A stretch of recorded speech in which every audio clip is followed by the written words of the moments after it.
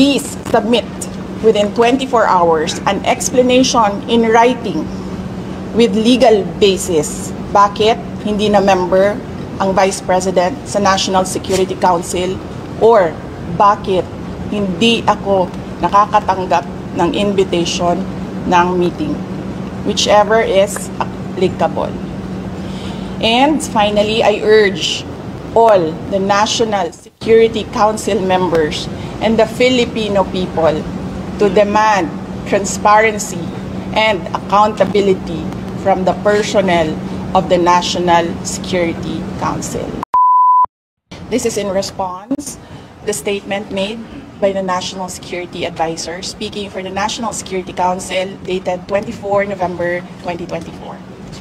National security pertains to the protection of our sovereignty, the safety of the Filipino population, and the preservation of our democratic institutions.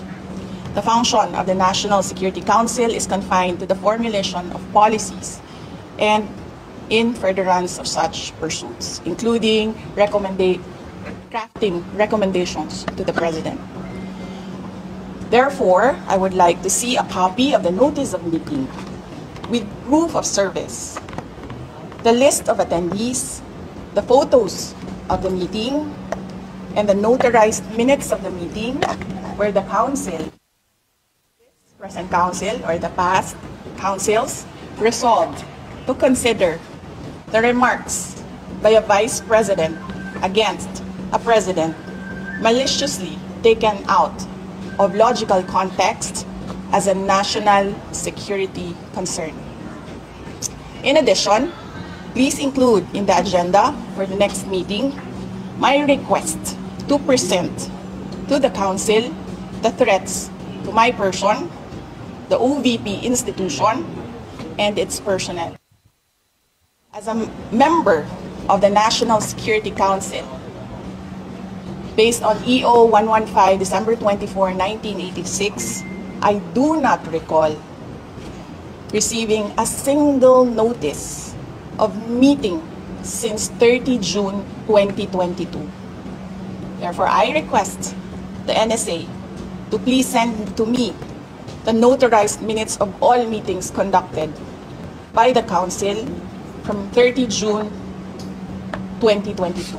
If at all there is any, I want to review what the Council has accomplished so far in terms of policies and recommendations for national security. Gusto malaman ng taong bayan kung ano ang ginagawa ng National Security Council at ano ang ginagawa ng National Security Council. Moreover, please submit within 24 hours an explanation in writing with legal basis. Bakit hindi na member ang Vice President sa National Security Council, or bakit hindi ako nakakatanggap ng invitation ng meeting, whichever is applicable. And finally, I urge all the National Security Council members and the Filipino people to demand transparency and accountability from the personnel of the National Security Council. Shukran. Pag-uusapan natin ngayon, alam ko kanina nyo pa po naririnig mula sa iba't ibang balita at sa iba't ibang vlogger tong EO 81, no, na pinirmahan po ni Executive Secretary Bersamin na nagtatanggal po sa mga Duterte dito po sa National Security Council.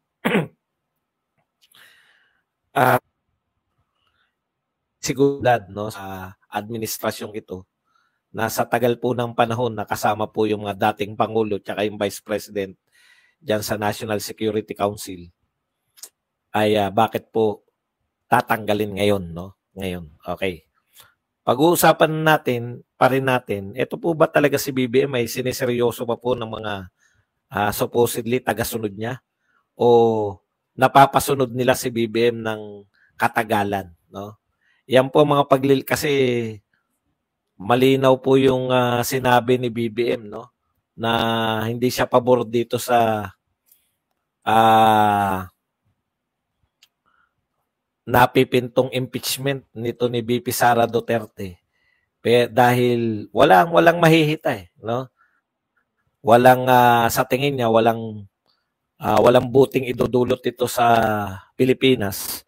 Pero mukhang mga congressman pa rin, pinag-uusapan pa rin ang ika-4 na impeachment. Ang buong akala ko talaga pagtuntong ng 2025 tapos na yung usapin ng impeachment dahil nagsalita na nga si BBM. Sa marami na pong instance, no? Maraming instance na po ayaw niya rin sa ICC pero tuloy pa rin po no yung pagbabanggit lalo na ng mga congressman sa ICC. Ayaw niya na impeachment. Kahit papaano alam niya na pwede itong ikabagsak ng ating bansa. Pagkakahati-hati lalo, no? Hindi po ako naniniwala.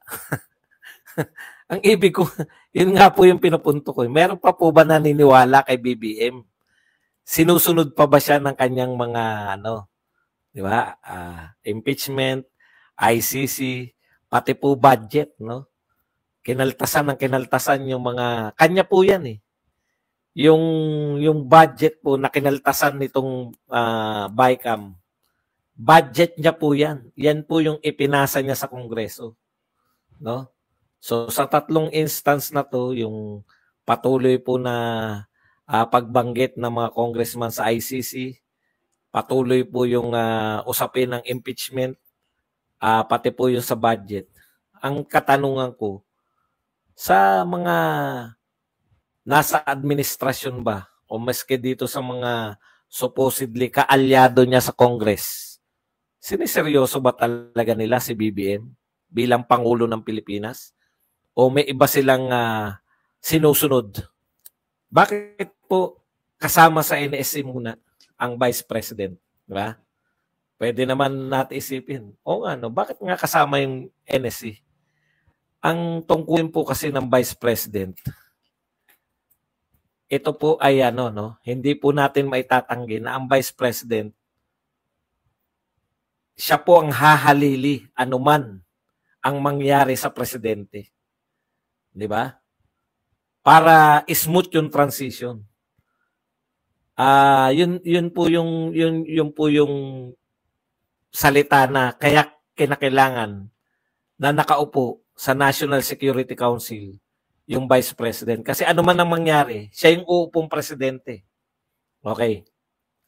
Ngayon, kaya sa tingin ko, maling-mali, no? Natatanggalin mo yung Vice President, sitting Vice President diyan sa NSC.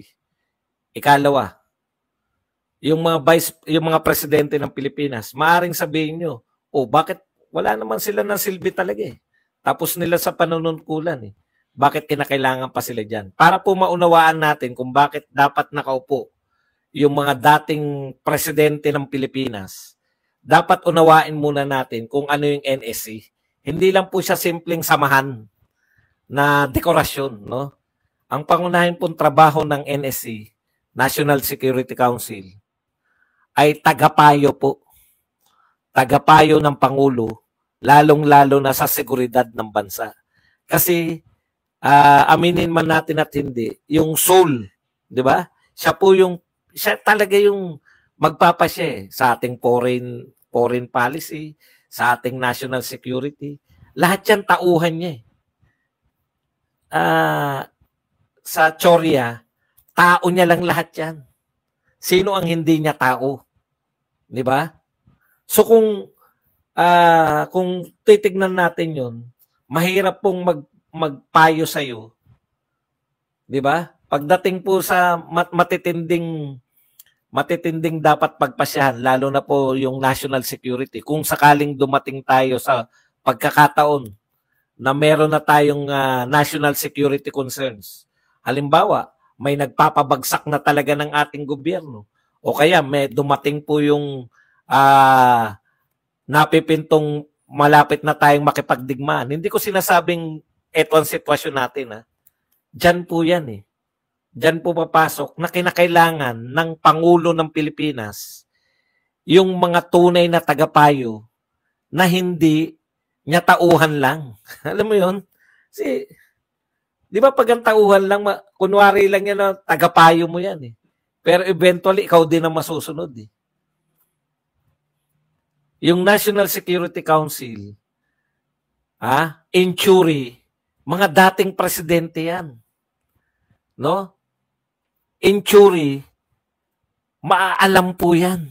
Kasi ang lahat po ng presidente, may alam po ang mga presidente na hindi alam ng pangkaraniwang cabinet official. May alam po yung, nakadirekta po yan eh. Intelligence po. Maaring hindi po pinaalam sa executive secretary o sa isang sekretarya. Hindi po nila alam lahat ng may direkta pong intelligence yung Pangulo ng Pilipinas na siya lang po ang nakakaalam. Hindi niya pwedeng i-share. Alam niyo yun? Ipinapaalam lang sa kanya. Kaya sa Chorya po, maaalam po, mas marami pong alam yung mga naging Pangulo kaysa sa mga cabinet official lang. Kasi ang cabinet official, kaya ka kinuha bilang cabinet official, ikaw ay nagtataglay ng kaalaman dyan sa yung, halimbawa, education secretary ka. 'Di ba? Pinagpapalagay na magaling ka sa edukasyon. Kaya ka nilagay bilang Secretary of Education. 'Yun yung kaya National Defense kasi mahusay ka sa National Defense.